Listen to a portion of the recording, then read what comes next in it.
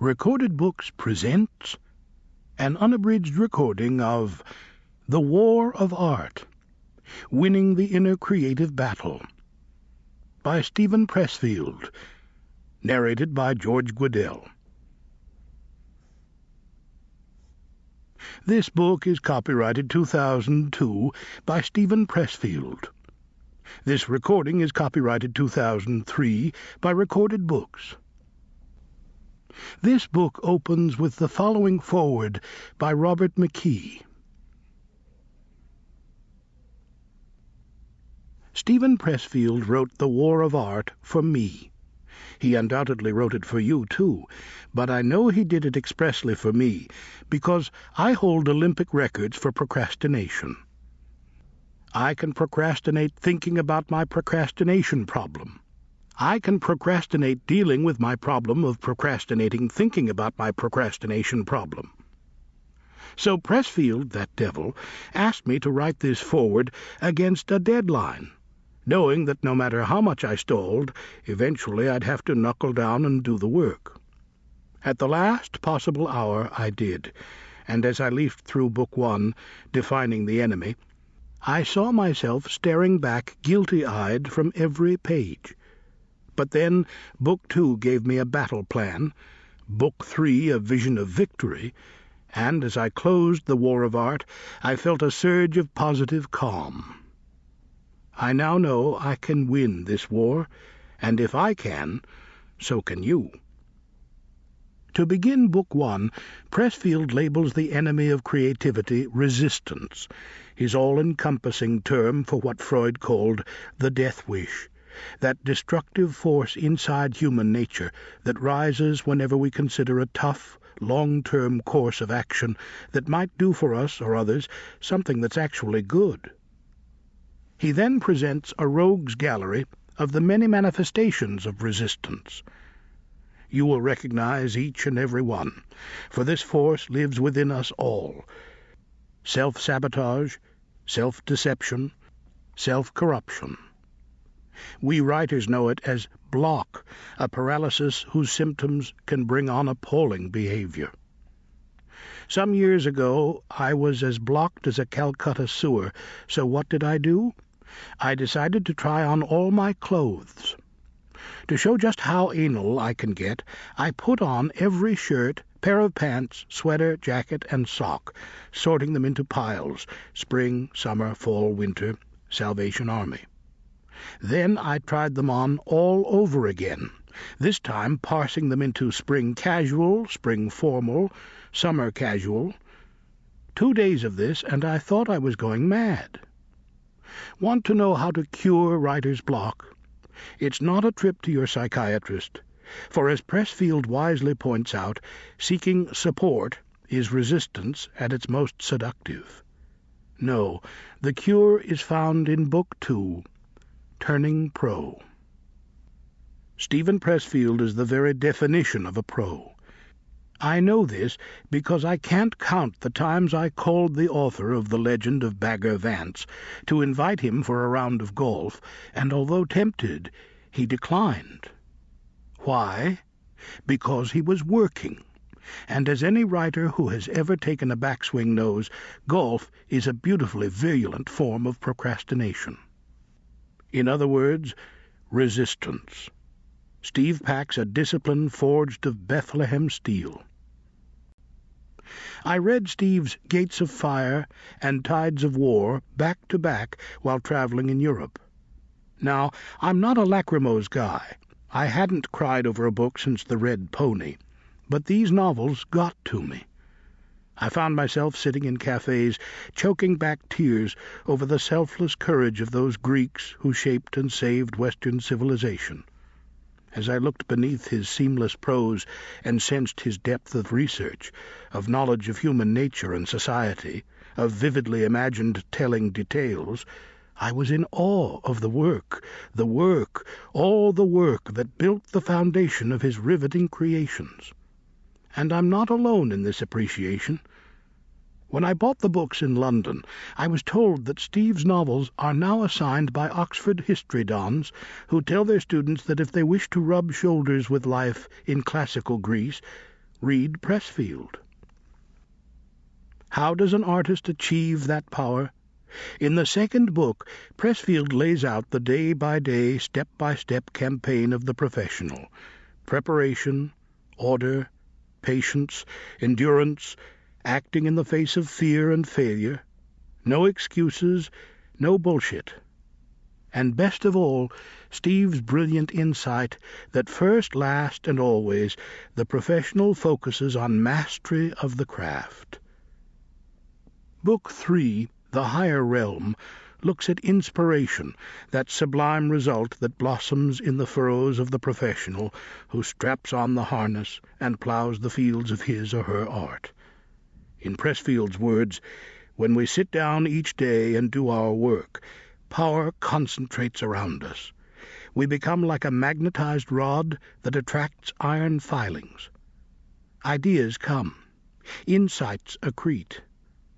On this, the effect of inspiration, Steve and I absolutely agree. Indeed, stunning images and ideas arrive as if from nowhere. In fact, these seemingly spontaneous flashes are so amazing, it's hard to believe that our unworthy selves created them. From where, therefore, does our best stuff come? It's on this point, however, the cause of inspiration, that we see things differently. In Book 1, Steve traces resistance down its evolutionary roots to the genes. I agree, the cause is genetic. That negative force, that dark antagonism to creativity, is embedded deep in our humanity. But in Book 3, he shifts gears and looks for the cause of inspiration, not in human nature, but on a higher realm. Then, with a poetic fire, he lays out his belief in muses and angels. The ultimate source of creativity, he argues, is divine. Many, perhaps most, readers will find Book 3 profoundly moving. I, on the other hand, believe that the source of creativity is found on the same plane of reality as resistance. It, too, is genetic.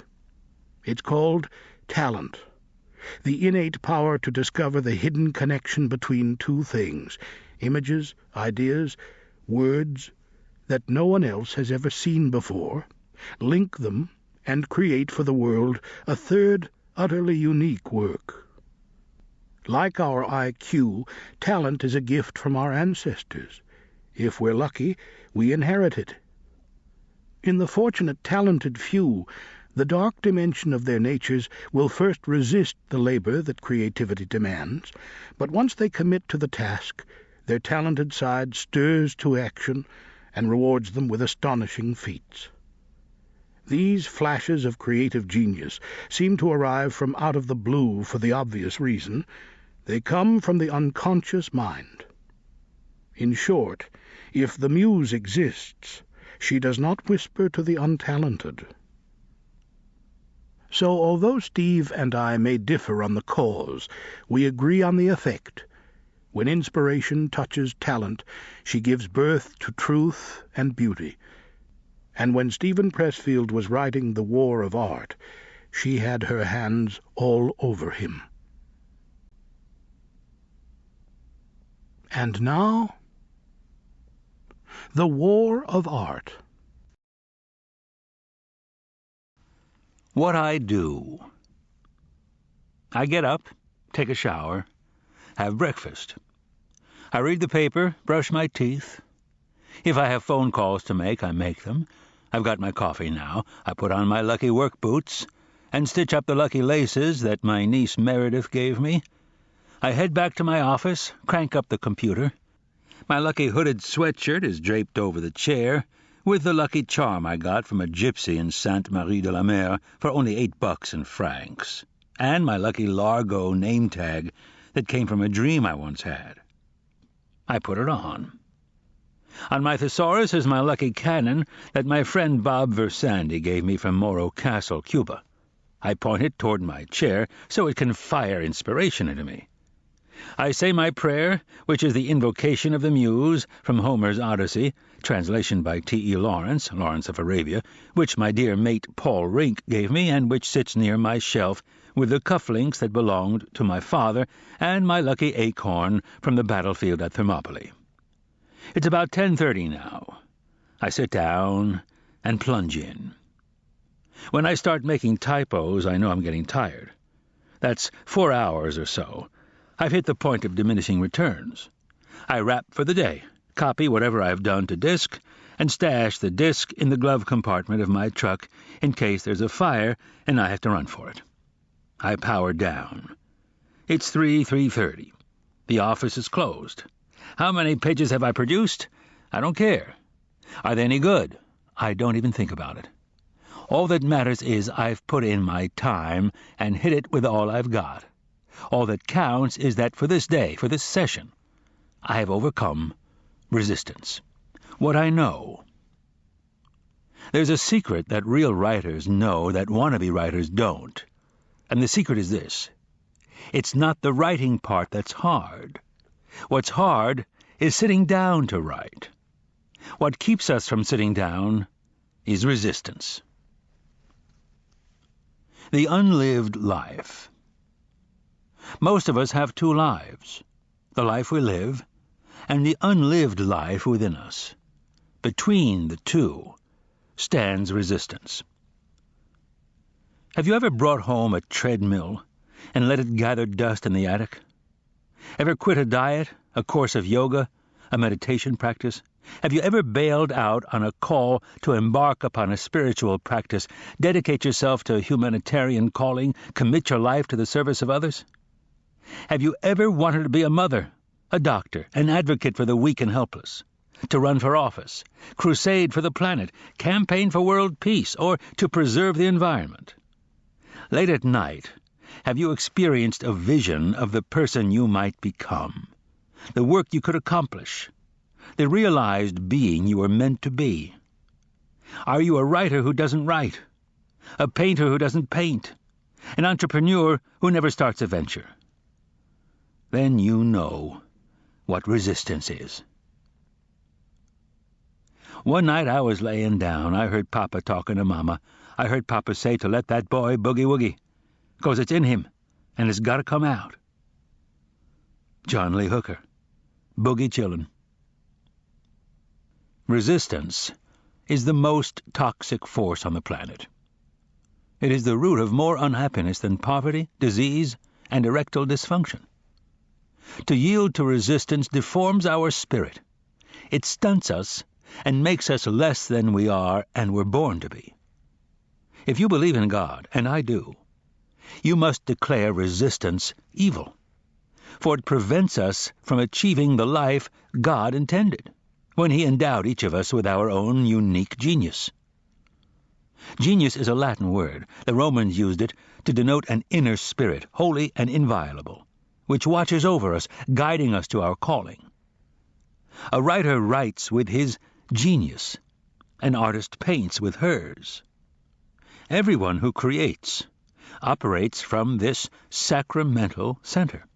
It is our soul's seat, the vessel that holds our being in potential, our star's beacon and Polaris. Every sun casts a shadow, and genius's shadow is resistance. As powerful as is our soul's call to realization, so potent are the forces of resistance arrayed against it. Resistance is faster than a speeding bullet, more powerful than a locomotive, harder to kick than crack cocaine. We're not alone if we've been mowed down by resistance. Millions of good men and women have bitten the dust before us. And here's the biggest bitch. We don't even know what hit us. I never did. From age 24 to 32, resistance kicked my ass from East Coast to West and back again 13 times, and I never even knew it existed. I looked everywhere for the enemy and failed to see it right in front of my face. Have you heard this story? Woman learns she has cancer, 6 months to live. Within days, she quits her job, resumes the dream of writing Tex-Mex songs she gave up to raise a family, or starts studying classical Greek, or moves to the inner city and devotes herself to tending babies with AIDS. Woman's friends think she's crazy. She herself has never been happier. There's a postscript. Woman's cancer goes into remission. Is that what it takes? Do we have to stare death in the face to make us stand up and confront resistance? Does resistance have to cripple and disfigure our lives before we wake up to its existence? How many of us have become drunks and drug addicts, developed tumors and neuroses, succumbed to painkillers, gossip, and compulsive cell phone use simply because we don't do that thing that our hearts, our inner genius, is calling us to? Resistance defeats us. If tomorrow morning, by some stroke of magic, every dazed and benighted soul woke up with the power to take the first step toward pursuing his or her dreams, every shrink in the directory would be out of business. Prisons would stand empty. The alcohol and tobacco industries would collapse, along with the junk food, cosmetic surgery, and infotainment businesses, not to mention pharmaceutical companies, hospitals, and the medical profession from top to bottom. Domestic abuse would become extinct, as would addiction, obesity, migraine headaches, road rage, and dandruff. Look in your own heart. Unless I'm crazy, right now a still small voice is piping up, telling you, as it has 10,000 times, the calling that is yours and yours alone. You know it. No one has to tell you. And unless I'm crazy, you're no closer to taking action on it than you were yesterday, or will be tomorrow. You think resistance isn't real? Resistance will bury you. You know, Hitler wanted to be an artist. At 18, he took his inheritance, 700 kronen, and moved to Vienna to live and study. He applied to the Academy of Fine Arts and later to the School of Architecture. Ever see one of his paintings? Neither have I. Resistance beat him. Call it overstatement, but I'll say it anyway. It was easier for Hitler to start World War II than it was for him to face a blank square of canvas. Book 1. Resistance. Defining the enemy. The enemy is a very good teacher. The Dalai Lama. Resistance's greatest hits. The following is a list, in no particular order, of those activities that most commonly elicit resistance. 1. The pursuit of any calling in writing, painting, music, film, dance, or any creative art, however marginal or unconventional.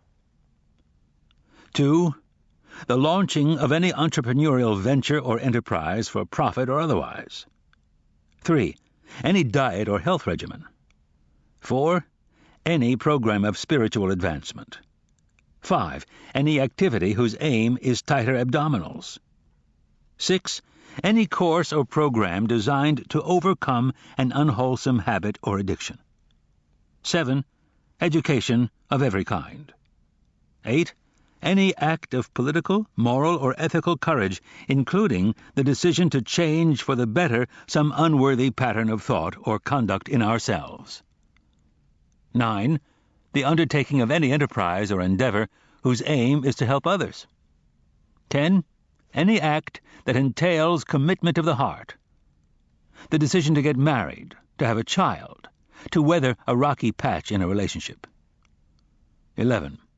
The taking of any principled stand in the face of adversity. In other words, any act that rejects immediate gratification in favor of long-term growth, health, or integrity. Or, expressed another way, any act that derives from our higher nature instead of our lower. Any of these will elicit resistance. Now, what are the characteristics of resistance? Resistance is invisible. Resistance cannot be seen, touched, heard, or smelled, but it can be felt.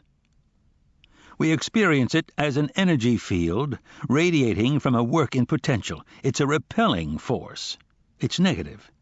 Its aim is to shove us away, distract us, prevent us from doing our work. Resistance is internal. Resistance seems to come from outside ourselves. We locate it in spouses, jobs, bosses, kids, peripheral opponents, as Pat Riley used to say when he coached the Los Angeles Lakers. Resistance is not a peripheral opponent. Resistance arises from within. It is self-generated and self-perpetuated. Resistance is the enemy within. Resistance is insidious. Resistance will tell you anything to keep you from doing your work.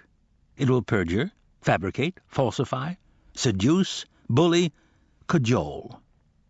Resistance is protean. It will assume any form if that's what it takes to deceive you. It will reason with you like a lawyer or jam a 9mm in your face like a stick-up man.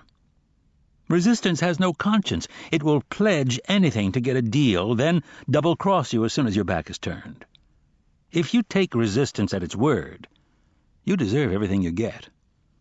Resistance is always lying and always full of shit. Resistance is implacable. Resistance is like the alien, or the Terminator, or the shark in Jaws. It cannot be reasoned with. It understands nothing but power. It is an engine of destruction programmed from the factory with one object only, to prevent us from doing our work. Resistance is implacable, intractable, indefatigable. Reduce it to a single cell, and that cell will continue to attack. This is resistance's nature. It's all it knows. Resistance is impersonal. Resistance is not out to get you personally. It doesn't know who you are and doesn't care. Resistance is a force of nature. It acts objectively. Though it feels malevolent, resistance, in fact, operates with the indifference of rain, and transits the heavens by the same laws as the stars.